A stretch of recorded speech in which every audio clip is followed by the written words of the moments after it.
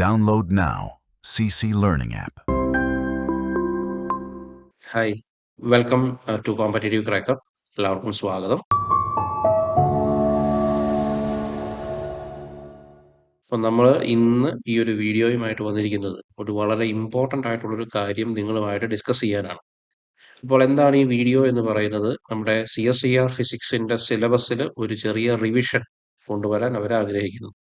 ഇപ്പോൾ റിവിഷൻ എന്ന് പറഞ്ഞാൽ ഒരു മേജർ ആയിട്ടുള്ളൊരു റിവിഷൻ അല്ല, പക്ഷേ ഒരു 15% സിലബസിൽ ചെറിയൊരു വ്യത്യാസം വരുന്ന രീതിയിൽ അവർ സിലബസ് ഒന്ന് റീഫ്രെയിം ചെയ്യാൻ ആഗ്രഹിക്കുന്നു.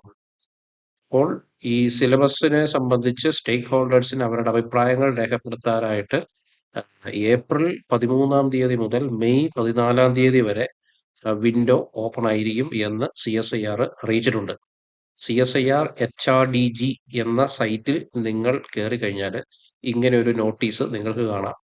So it is regarding the consultation from stakeholders on the proposed revised syllabus on 4 disciplines of CSIR UGC NET examination: chemical science, earth, atmospheric, ocean and planetary sciences, mathematical sciences and physical sciences. ഇങ്ങനെ 4 സബ്ജക്റ്റുകളിലായിട്ടാണ് syllabus revision നടത്താൻ അവർ ഉദ്ദേശിക്കുന്നത്. So computer based test ആയിട്ട് നടത്തുന്ന ഈ ഒരു syllabus ഒരു എക്സാമിന് അവർ ഒരു സിലബസ് റിവിഷൻ നടത്തുന്നു. അതായത് ഒരു 10 വർഷത്തോളമായിട്ട് സിലബസിന് മാറ്റം വരുത്താതിരുന്ന ഈ 4 പേപ്പറുകളിൽ ഒരു അപ്ഡേറ്റ് അവർ വരുത്താൻ ആഗ്രഹിക്കുന്നു. സോ ആ സിലബസിനെ സംബന്ധിച്ചുള്ള ഒരു ഫീഡ്ബാക്കും അതിന് സബ്മിറ്റ് ചെയ്യാനുള്ള ഒരു ലിങ്കും അവർ കൊടുത്തിട്ടുണ്ട്. അപ്പോൾ നിങ്ങൾ ആ ലിങ്ക് ഓപ്പൺ ചെയ്ത് നിങ്ങളുടെ എല്ലാവരുടെയും ഫീഡ്ബാക്ക് നിർബന്ധമായിട്ടും നിങ്ങൾ സബ്മിറ്റ് ചെയ്യുക. So this is the link, this is given directly in the notice it self. You can access the link from the notice.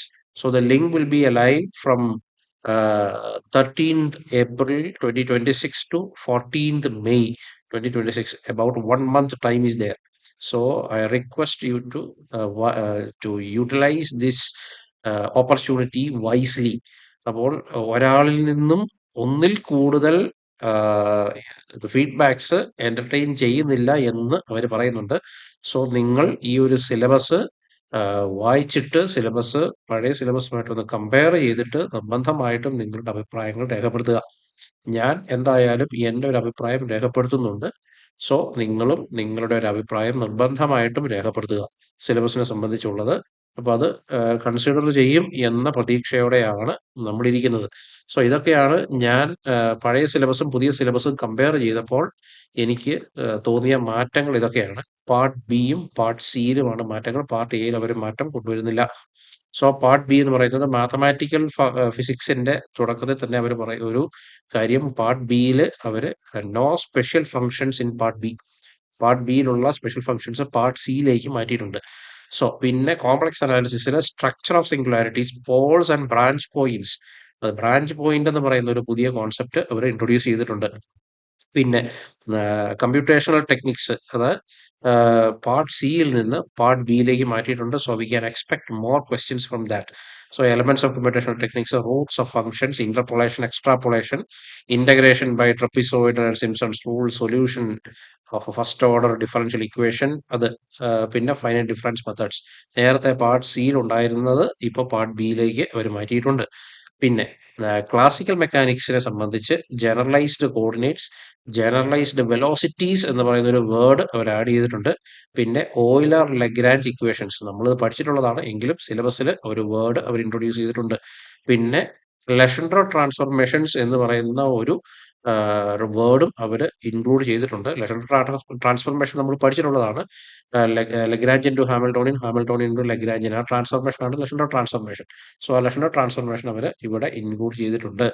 Then electro magnetic തിയറിയിൽ ഒരു ഡിഫറൻസ് ഞാൻ നോക്കിയിട്ട് കണ്ടുള്ളൂ. ഗേജ് ഫിക്സിംഗ് എന്ന് പറയുന്ന ഒരു കോൺസെപ്റ്റ് അവർ ഇൻട്രൊഡ്യൂസ് ചെയ്തിട്ടുണ്ട്. പക്ഷെ അത് പുതിയതല്ല, നമ്മൾ നേരത്തെ പഠിച്ച ഗേജ് ട്രാൻസ്ഫോർമേഷൻ്റെ തന്നെ ഭാഗമായിട്ടുള്ളതാണ്.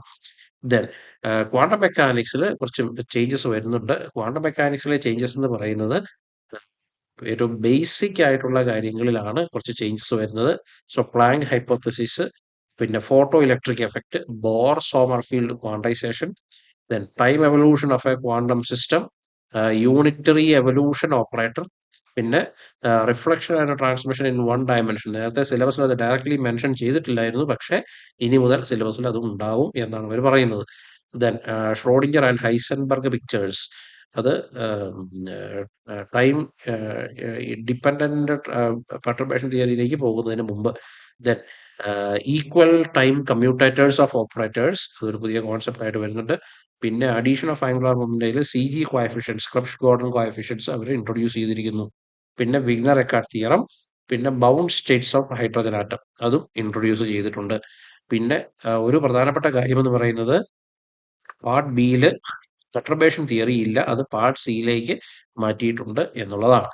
ദെൻ തെർമോഡൈനാമിക്സ് ആൻഡ് സ്റ്റാറ്റിസ്റ്റിക്കൽ ഫിസിക്സിൽ കുറച്ച് തെർമോഡൈനാമിക്സുമായിട്ട് ബന്ധപ്പെട്ട കുറച്ച് പോർഷൻസ് അവർ ആഡ് ചെയ്തിട്ടുണ്ട്.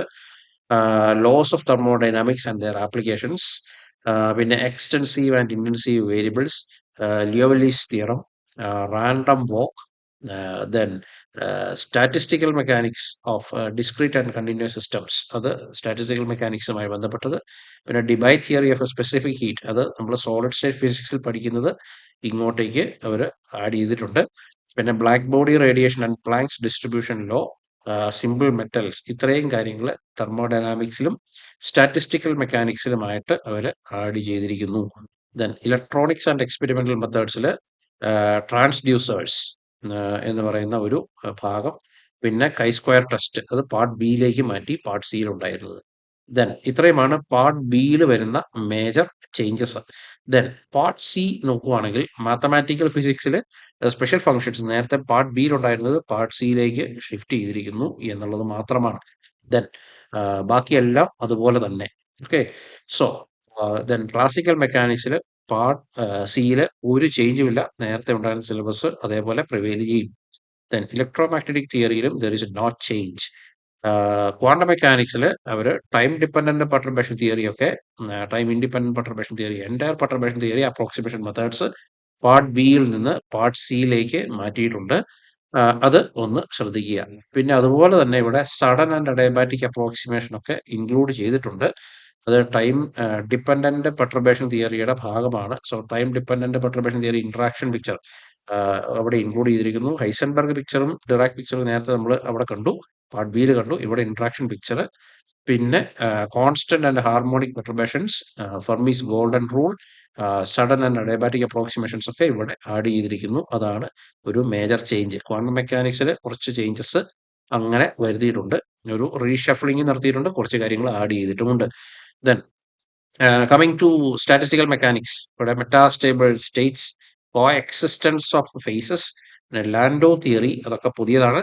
ദെൻ സ്പോണ്ടേനിയസ് സിമെട്രി ബ്രേക്കിംഗ് പുതിയതാണ്. Then critical phenomena at second order phase transitions, critical exponents, super fluidity and super conductivity, diffusion equation, Brownian motion, linear response theory, ഇത്രയും കാര്യങ്ങൾ സ്റ്റാറ്റിസ്റ്റിക്കൽ മെക്കാനിക്സിൽ ആഡ് ചെയ്തിരിക്കുന്നു. അപ്പോൾ അവിടെ തെർമൽ ഫിസിക്സ് അല്ല വരുന്നത്, സ്റ്റാറ്റിസ്റ്റിക്കൽ മെക്കാനിക്സ് ആണ് എന്നുള്ള കാര്യം ഓർത്ത് വയ്ക്കുക. Then electronics and experimental methods in part സിയിൽ വരുന്നത് ലോ ടെമ്പറേച്ചർ മെഷർമെന്റ് ടെക്നിക്സ് എന്ന് പറയുന്ന ഒരു ഭാഗം അവിടെ ആഡ് ചെയ്തിരിക്കുന്നു എന്നുള്ളത്.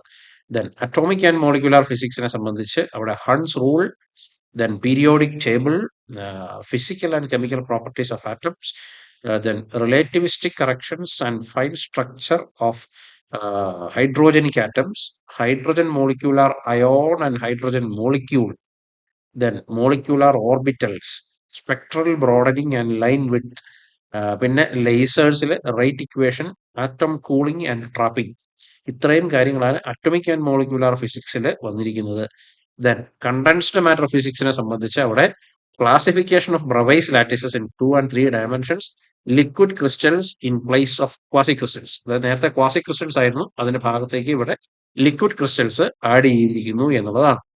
ദെൻ ന്യൂക്ലിയർ ആൻഡ് പാർട്ടിക്കൽ ഫിസിക്സിലും കുറച്ച് ചേഞ്ചസ് വരുത്തിയിട്ടുണ്ട്.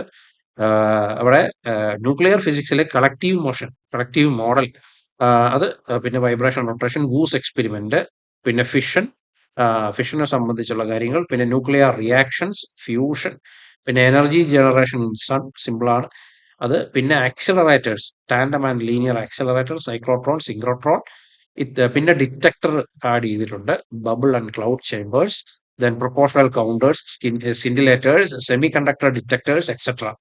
ഇത്രയും കാര്യങ്ങൾ ന്യൂക്ലിയർ ഫിസിക്സിൽ തന്നെ ആഡ് ചെയ്തിരിക്കുന്നു.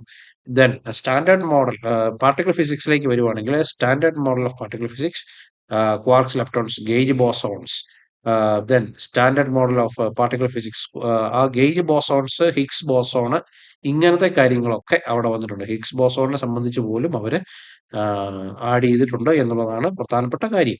ദെൻ ഏറ്റവും ഒരു വലിയ ചേഞ്ച് വരാൻ പോകുന്നത് ഇനി പറയാൻ പോകുന്ന കാര്യത്തിലാണ്. ശ്രദ്ധിക്കുക. Part B of the physics would be consisting of numerical answer type questions. ഇനി മുതൽ അത് ന്യൂമറിക്കൽ ആൻസർ ടൈപ്പ് ക്വസ്റ്റ്യൻസ് ആയി മാറും, where the candidates would type in a numerical answer in a box, and if it is within the bounds set by the paper setters they will be credited. അപ്പൊ ഇനി numerical answers ആയിരിക്കും നിങ്ങൾ type ചെയ്യുമായിരിക്കും. മനസ്സിലാവുന്നുണ്ടോ? Options അല്ല, അത് numerical answer ആയിട്ട് തന്നെ type ചെയ്ത് നമ്മൾ സബ്മിറ്റ് ചെയ്യേണ്ട റെസ്പോൺസ് ആയിട്ട് അത് വരും. അപ്പോൾ തന്നിരിക്കുന്ന നിങ്ങൾ കൊടുക്കുന്ന ന്യൂമറിക്കൽ ആൻസേഴ്സ് ക്വസ്റ്റ്യൻ ഇടുന്നയാൾ സെറ്റ് ചെയ്തിരിക്കുന്ന എറർ ലിമിറ്റിന്റെ ഉള്ളിലാണെങ്കിൽ യു വിൽ ബി ക്രെഡിറ്റഡ്. പിന്നെ ഇവിടെ നേരത്തെ പോലെ തന്നെ 25 ന്യൂമറിക്കൽ ആൻസേഴ്സ് ആയിരിക്കും ഉണ്ടാവുക, out of which you will have to answer 20. Okay, so 20 add ചെയ്യണം. 3.5 മാർക്സ് തന്നെയാണ്. ദെൻ 70 മാർക്സ് ആണ് ടോട്ടൽ കിട്ടുക. അതിലൊന്നും ഒരു മാറ്റവും ഇല്ല. ഒരു പ്രധാനപ്പെട്ട മാറ്റം, there will be no negative marking in part B. There will be no negative marking. Okay, so അതാണ് പാർട്ട് ബിയിൽ വരുന്ന ഒരു മേജർ ചേഞ്ച്. അപ്പോൾ നിങ്ങൾ ഒന്ന് ശ്രദ്ധിക്കുക. ഇതൊക്കെയാണ് നമ്മുടെ CSIR ഫിസിക്സിന് വരുന്ന മാറ്റം. അപ്പോൾ നിങ്ങൾ ഈ ചേഞ്ചസിനെ പറ്റി ഒന്ന് ചിന്തിക്കുക. നിങ്ങളുടെ അഭിപ്രായങ്ങൾ നിർബന്ധമായിട്ടും രേഖപ്പെടുത്തുക. സോ നമ്മൾ എന്ത് ചേഞ്ച് വന്നാലും കോമ്പറ്റേറ്റീവ് ക്രാക്കർ ആ ചേഞ്ചിനനുസരിച്ച് അഡാപ്റ്റ് ചെയ്യും. നമുക്ക് ഒരു മാറ്റം ഉണ്ടാവില്ല, നമ്മുടെ പെർഫോമൻസിന് ഒരു മാറ്റം ഉണ്ടാവില്ല. Competitive cracker will be ready to help U.